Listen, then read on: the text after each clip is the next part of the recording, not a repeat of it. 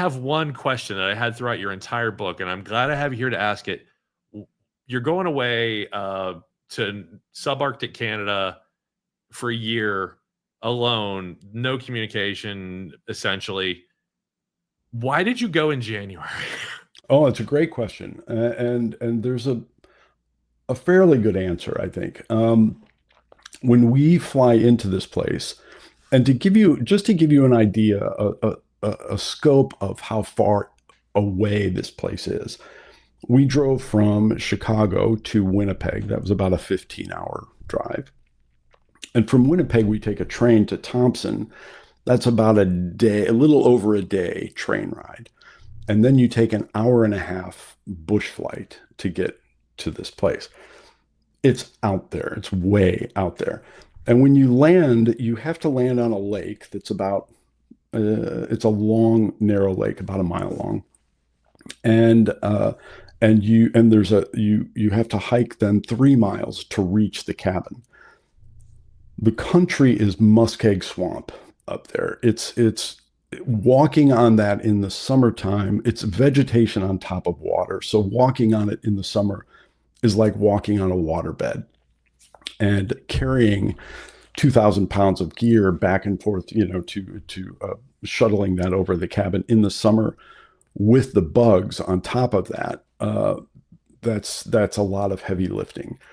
So we figured middle of winter, we'll go in and we'll be able to easily sled gear across to the cabin, and it'll just make things easier in terms of getting all the gear over there. Yeah. Yeah, that makes sense now. I was wondering, like, couldn't you just, Yeah. May? Yeah. But yeah, no, that does make sense. You guys, spoiler alert, if you haven't read the book yet, they get lost due to a navigational error between landing on the water and getting to the cabin. And you spent 6 nights Yeah. Yep. in a bivouac, a lean-to of the least strict definition, I think. Yeah. There's several pictures. It kept you alive, so it did its job. But 6 Well, yeah, days. I'm sorry to interrupt. I don't think that the bivouac necessarily kept us alive, but the act of constructing that, of taking, realizing you're in a survival situation, realizing there's an emergency here, the act of taking action, of making a decision and doing something, I think that's what saved us. Just if I were to go back, and also the fact that we were 19 years old. I mean, you're invincible at that age, so that naivety and that age, you can kind of stupid your way through just about anything. So and luck, of course, played a part. There's a lyric by the band Rush, you're only immortal for a limited time. Yeah, right. When we were young. Yeah. And I know that feeling. But so in those 6 nights, you do cover a lot of it in the book, and were there stories that you left out or conversations you had at that time? Like, you had to be in some dark places. How did you keep your spirits up? Or were there points where you're just like, this is probably it? What were those days like emotionally? Because you did touch on that, but I'm just curious. 6 days is a long time. That could have been an entire book for some authors. Yeah. How Definitely. did you get I know you were hiking a lot, trying to find where the cabin is during the days, but at night when you're defeated, wow. Yeah. What was that? Well, really, the first 3 days were by far the most challenging. I mean, and there was a tremendous amount of frustration, just given the fact that we'd planned so long for this. I dreamt about doing this my whole life, and on the first day, we get punched in the face, and this came as quite a shock. I even the most experienced outdoors people, mistakes happen, or something that you didn't predict or plan for. I mean, that's just part of the game. And so there was frustration there, but I think we were too much in the throes of it to kind of dwell on that. We were, we had a clear goal, and our lives kind of depended on it. So we were very much focused on we need to figure this out. And the one of the biggest or weirdest things, I guess, especially that first night, when it's 40-ish, pushing 40 degrees below zero. And Fahrenheit. I always had to remind myself of that too, because you're in Canada, but this is Fahrenheit. Yeah, exactly. Actually, 40 is, I think, the same in Celsius. You're right. Yeah, actually, it's 40. Yeah. 40. But bottom line is, it's cold. It's really cold, and I can remember just being. I can remember laying there that first night and thinking, we're going to be okay. Like someone's going to help us. Like you just, because you're so used to never being in a situation where you can't reach out for help. You're rarely in that situation. You can always call someone. So in the back of my mind, I was always thinking like, well, somebody's going to help, like, got to be a trapper around here. Yeah, there's got to be something. And no, you just, the wilderness is quiet, and it's just kind of crushing down on you. And so I do remember thinking that, but really most of it was just laser focus on resolving the problem and trying to actually get on with this trip that we'd been planning for years. So I think the move to go back and get some of the supplies was necessary, but that was one of the smarter moves in my mind that you made at that time. I was torn on climbing the tree to get the lay of the land, especially when you're alone. Yeah. Do you, looking back, would you recommend that now?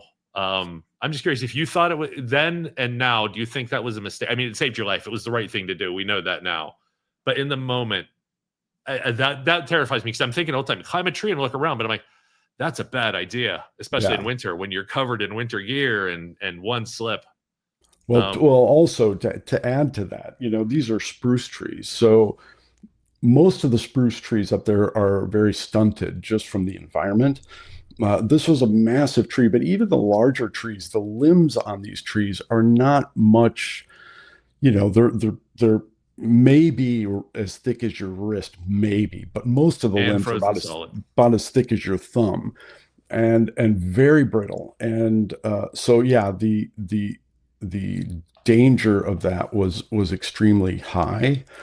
And it's funny, I've heard so many other stories about people that have been lost, and I can't tell you how many times the answer for them has been to climb something, whether or not it solved the problem.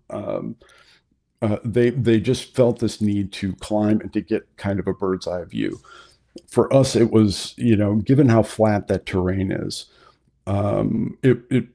it definitely was the turning point. It definitely saved us.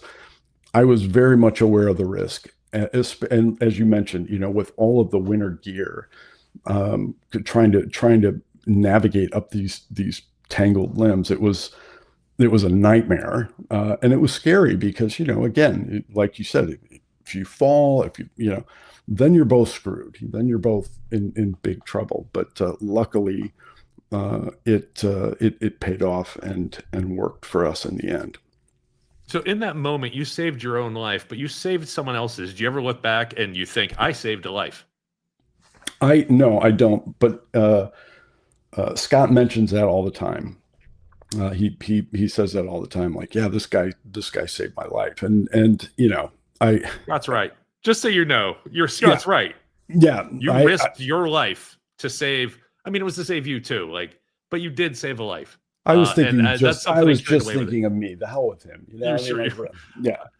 If the story ended, and then I found the cabin and I just stayed there and warmed up, and I'll go get Scott some other day. Right. Yeah. Exactly. I'll come back in a few days. More food for me. Frankly, I think throughout the course of that trip, there were probably there were times where I think we'd both kind of saved each other's lives at one point 100%. Or another, definitely. So And that's just part of it. So I had this question a little bit further down on my list, but I wanted to ask about your relationship with Scott in the moment, and then we can come back to it later on. But you're still essentially strangers living in a very stressful some days situation. I know you described some very beautiful days and some very beautiful activities, fishing and Sure, sure. exploring.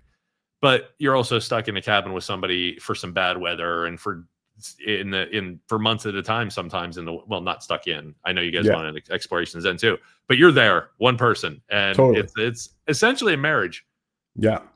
Did you get along in that moment most of the time where they're like, well, I'm not talking to you for 3 weeks? Is that even okay to ask? Look, we occasionally took shots at each other with the rifle, but only occasionally. And they were just warning shots. They were, I've yeah, heard about how good of a shot you are. yeah, right. We there it is a balancing act. There's a great line by an outdoor writer. His name is Calvin Rutstrom, and he talks about uh, staying an extended period of time with another person in a situation similar to this. And the question he asks is, how do you tell someone that you hate their guts just by the way they hold their fork? And it can come down to something so trivial, like, so, there's just little things that people do that just grate on you or can grate on you. And luckily, for the most part, we managed to keep a pretty even keel. After we built the second log cabin, that really was, we didn't plan it this way, but we built another log cabin while we were there. And the benefit of this cabin was, because we were the benefit of it was, if tensions did get tight, you could just say, you know what, I think I'm going to go hang out at the Paradise Creek cabin. And you would go up there and you would spend 5 days alone. And then you'd start to get really sick of yourself, and bored with your own company. Like, I got to talk to somebody. And then you'd want to get back, and everything would be cool. So it definitely helped. That was a huge, I think, because by that point, by the time we built this other cabin, we'd now been there for 6 months, 7 months, something like that. So, initially it was all fine and good, but then after 7 months, yeah, you're starting to notice some of those grating things, and that happened frequently with both of us. Where it's like, I'm gonna go hang out up here, you know, and it was really helpful to have that. I had a question in that area, in that I have taken cold mountain stream bucket water showers / baths. Mhm. How do you do that in 40 degrees below zero to have any semblance of being clean? Or do you even try? No, you definitely do. We had this huge galvanized tub, right? And you wouldn't like climb in it, but you would essentially just kind of use it to heat up a thing of water on the stove and use it to wash your hair and stuff like that. The bottom line is, when we left there, we were ripe as hell. I mean, it was definitely funky. It was, some of the gear and stuff that I brought back. I mean, if I still had it, I'm sure you could still probably smell, the wood smoke, and it was, you're pretty funky after that. But we did our best to kind of keep ourselves relatively clean and keep hygiene in order. Yeah. You mentioned the Paradise Creek cabin, and I loved that story. I'm so glad you included it. It sets up so much more of your life, of your legacy. I know there's a sad part to that story too, but when I saw you were doing that, and then you guys came together and worked together, and the land left its imprint on you, but you left yours on the land as well. I saw a circle there. Yeah. Like, hey, now I'm here. This is I have proof. Your name's was on the wooden plaque in the cabin. This is what we did. Josh had a question around this. I'm encouraging him to pop on now and ask. Um, I'm curious what your answer is going to be. Josh, you around? Yeah. There was a point in when you were building the second cabin, I think after you had done the initial work, you guys had gone back together, and you mentioned that you had decided to switch where you were logging from. And I'm certainly not questioning your decision. I'm just curious why you made it, because you had mentioned it, but I didn't understand why, and I was just curious what the answer was there.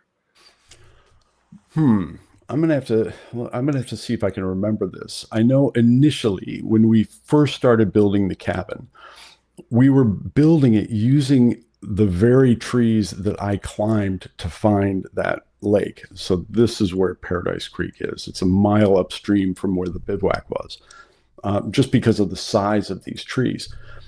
And all of these trees were growing on a little feeder stream that we called Paradise Creek that rolled into the river. So we cut several of these down to at least for the base of this cabin. My guess is, and I frankly I can't remember why we switched sites, but if I were to guess, a weirdly specific question. Sorry. No, it's great. It's great. My guess is though why we decided to do that was because this little stream that runs right next to the cabin. I mean, there's a reason we called it Paradise Creek. It was just this spectacular scene. So the thought of kind of logging that out was I think starting to bum us out a little bit. Like we didn't want to just clear all of these great trees from this one spot. So we decided to go upstream, maybe about a half a mile or so, just to cut some of the logs from there and then float them down the river. No, makes perfect sense. Yeah. Thanks. Yeah. I was thinking you don't chop down your favorite view. Yeah, that's kind of the things. Also, I do know I've heard other stories where you're not supposed to. You make sure where your cabin is safe, but you leave dead wood nearby in case you do have an emergency where you have to go out and get something. So you want to leave trees near you, kind of alone, so they can become dead wood or become food, emergency wood. I had just learned that recently. Actually, I never thought about it, but it makes perfect sense. Yeah, definitely. I know Doc, when he built his cabin, he refused. In fact, he would get upset if you were kind of being lazy and cutting firewood right next to the cabin when it wasn't like a dire situation. If you were just, I don't want to go hike across the river to get firewood, I'm just going to cut it here. It would piss him off. So yeah, we didn't do that. Go get the hardwood while you can. Yeah, right. Right. And it makes a ton of sense.